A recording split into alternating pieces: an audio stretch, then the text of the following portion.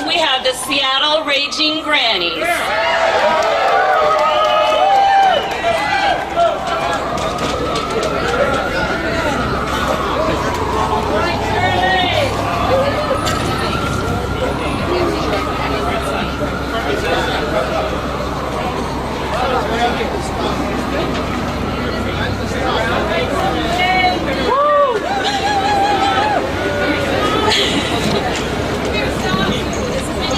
Now remember, if you put your mouth right in that microphone, nobody else is going to hear anything but your voice.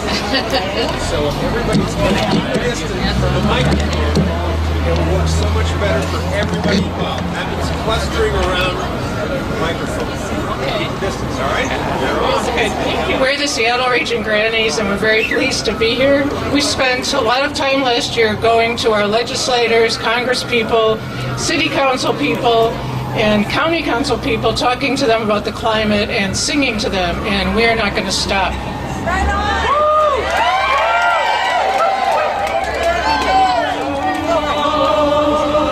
We're a gaggle of grannies, urging you all for your families. We're raising our voice, we want a new choice. No Keystone Pipeline. Well, the decision is pending. This is the message we're sending. We must roll the line while there's still time. No Keystone Pipeline. We're telling you, Obama, that you must say no. If you approve the pipeline, your words are just for show. So join this gaggle of grannies. Get up off of your fannies. We're telling you now, we're angry and how. No Keystone Pipeline. We really mean it. No Keystone Pipeline. We mean precisely no Keystone Pipeline. We will say it very nicely. No Keystone Pipeline. Read our lips. No Keystone Pipeline.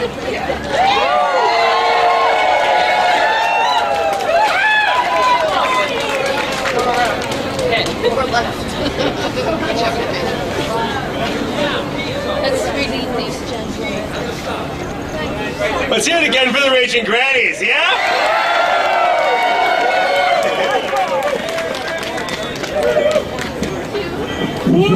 And in case y'all don't know, am I feeling?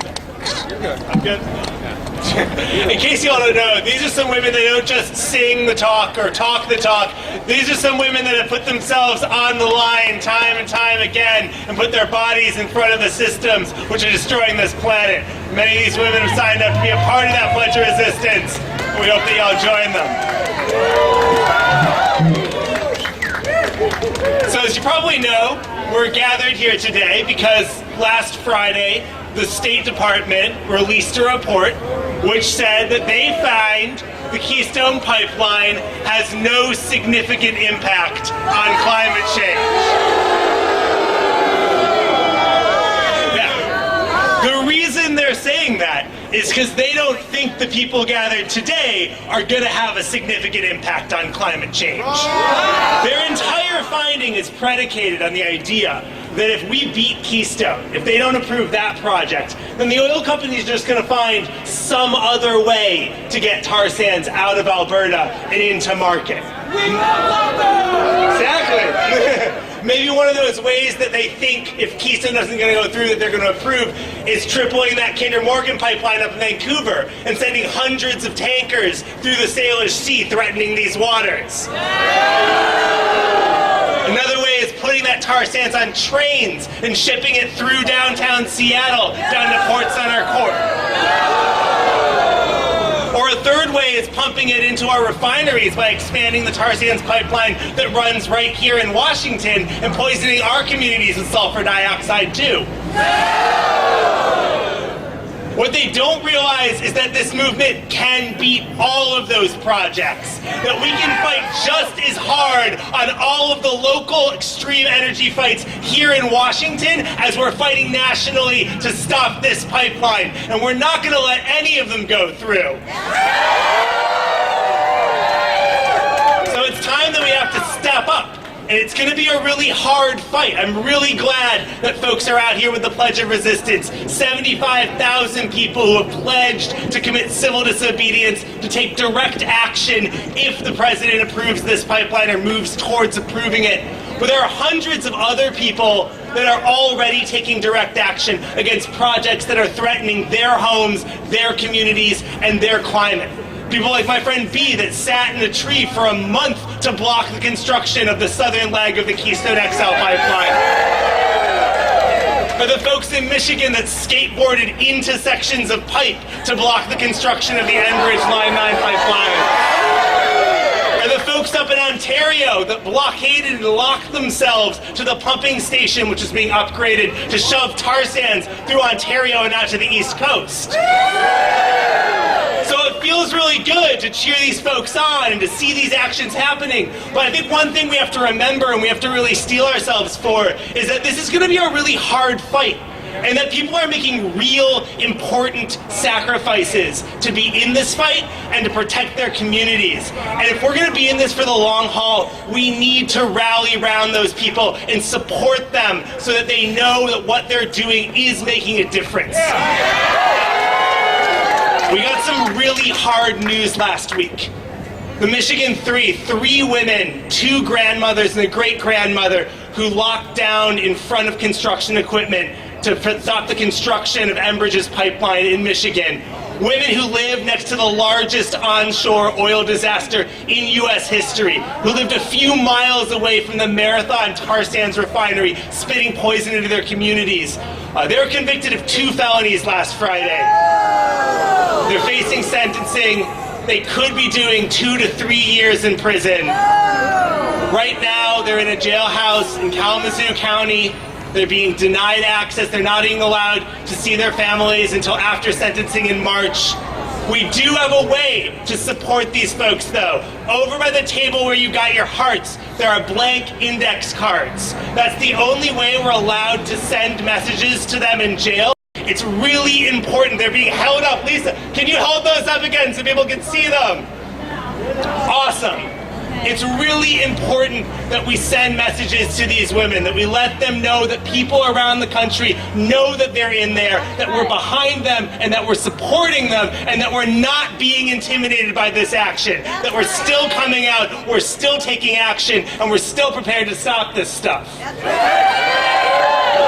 So if you fill out a message on one of those cards, give it to anyone with a red armband. We're going to make sure that those cards get mailed to the jail and delivered personally to them. Once again, I just want to say their names because I think it's really important they get heard. Their names are Lisa Leggio, Vicki Hamlin, and Barbara Carter. Can we get a little cheer for Lisa Leggio, Vicki Hamlin, and Barbara Carter? Barbara's about to become a grandmother. Vicky's about to become a great-grandmother. These folks had really strong and important reasons. They knew exactly what they were risking when they locked down in front of those equipment, when they refused to take a plea bargain, when they stood in front of the judge in court. They knew exactly what they were risking. So we're going to take a moment and we're going to recommit around the issues and the things that we care about and the reason why we're out here today. So I know a few folks have written on hearts and have masks on. If those folks could come to the front, we're going to do a quick exercise with y'all. Yes. And we can get Abby, too. Sweet, there you go. Cool. So folks with the masks, if you want to come right to the front and just stand with your back to the crowd. Exactly like this. If you want to line up. Can I just... Yeah, go for it.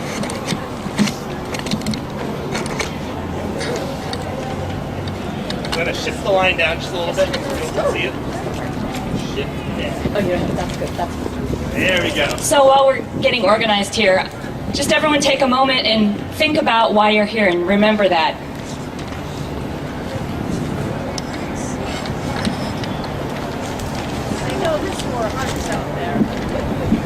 So what we're going to do is these folks have written down in the heart the reasons why they're in this fight, the thing that they care about, and one by one, they're going to turn around, they're going to read that reason, and when they read that reason, we're all going to support them by chanting, "Stop the tar sands." Let's just try that really quickly.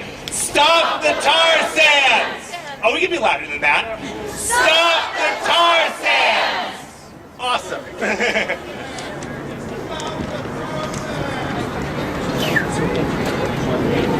I want to stop the tar sands for my children, for our ecosystem, all of us, and creation, and especially so when my 15-year-old looks at me and says, "Mom, we're killing our planet," I can say I did everything I can.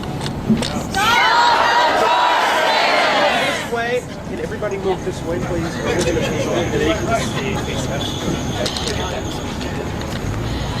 I'm part of this vigil because I care about our beloved Mother Earth and all of her creatures. Stop the tar sands! I'm a part of this vigil because I care about the colors of the earth and I want to keep our skies blue and our seas green. Stop the tar sands! I'm part of this vigil because I care about our earth and know that XL pipeline is the wrong direction. Stop the tar sands! I'm part of this vigil because I care about my grandchildren. Stop the tar sands! Please help stop KXL and stop the pipeline and help Mother Nature. Stop the tar sands! I care about our world and I'd like to say please stop KXL. Stop the tar sands! I'm a part of this vigil because I care to see the U.S. take a leadership stand in investing in renewable energy and not in fossil fuel. Stop the tar sands! I'm part of this vigil because we got to take into consideration the true cost of doing this. We need water for life, and the tar sands and the pipelines and the spills, they screw up our water.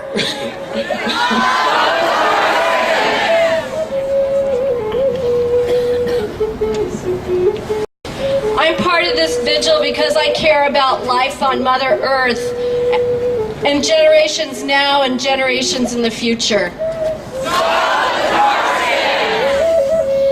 I'm part of this vigil because I care about life.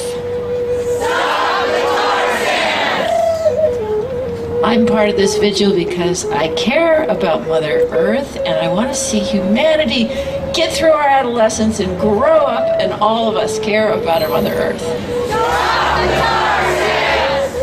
I came down here tonight because I read a book called The Geography of Bliss, and in it the author interviewed quoted Dr. Jonas Salk, who created the polio vaccine, and he was asked what he most wanted to do in life, and his answer was to be a better ancestor, and that's why I wanted to come tonight.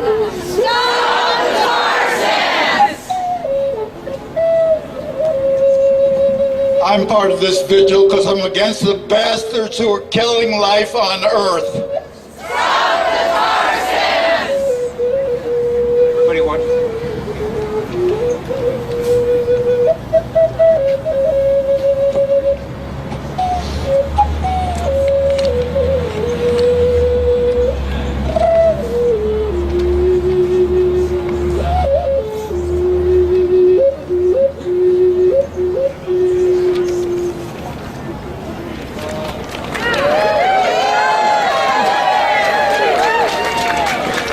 Thank you all very much. Let's have one more thank you for Paul Chiok de Magna.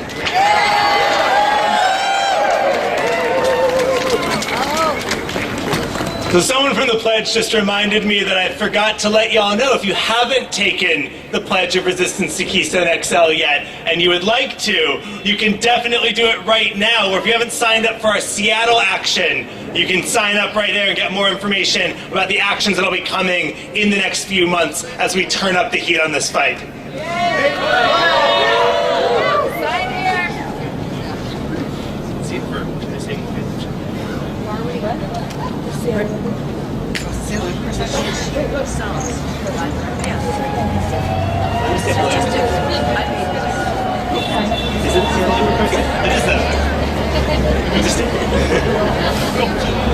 And now we're going to introduce one of my favorite elements of the Seattle activist scene. We're going to bring the Seattle Labor Chorus, Flying Chorus up. Do another song for us.